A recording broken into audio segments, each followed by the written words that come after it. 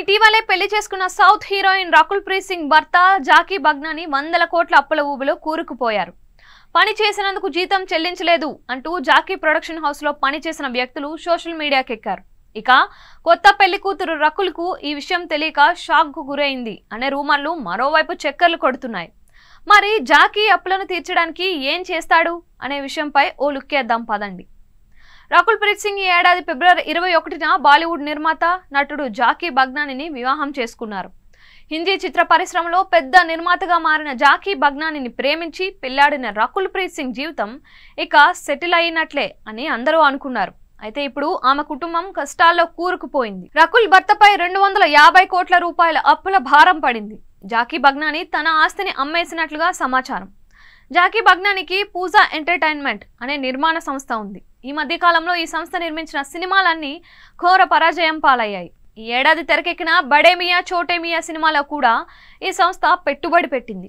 దాదాపు 350 కోట్ల రూపాయల బడ్జెట్తో నిర్మించిన ఈ సినిమా ఫ్లాప్గా నిలిచింది. దాంతో నిర్మాత పరిస్థితి మరింత దిగజారిపోయింది. జాకీ బగ్నాని తన సంస్థలో పనిచేస్తున్న చాలా మంది ఉద్యోగులకు చాలా నెలలుగా జీతం చెల్లించలేదు. పైగా వడ్డీలతో కలిపి వాళ్ళ అప్పులు మొత్తం 250 కోట్ల రూపాయలకు చేరాయని తెలుస్తోంది. అందుకే ఆ అప్పులను తీర్చడానికి పూజా ఎంటర్టైన్మెంట్ ఆఫీస్ ఉన్న భవనాన్ని అమ్మేశాడు.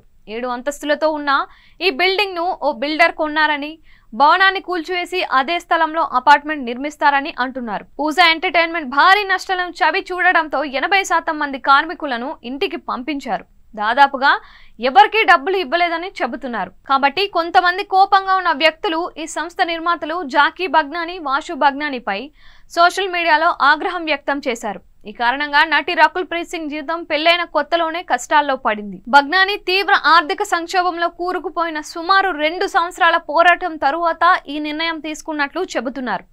అంతకుముందు 2021లో వచ్చిన కరోనా కాలంలో పూజా ప్రొడక్షన్ కంపెనీ విడుదల చేసిన బెల్ బాటమ్, తరువాత మిషన్ రాణిగంజ్, గణపత్ మొదలైనవన్నీ ఫ్లాప్ అయ్యాయి.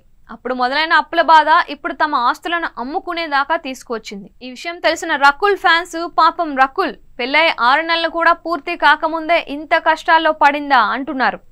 ఈ కష్టాలు శాశ్వతం కాదంటూ ఆమెకు ధైర్యం చెబుతున్నారు.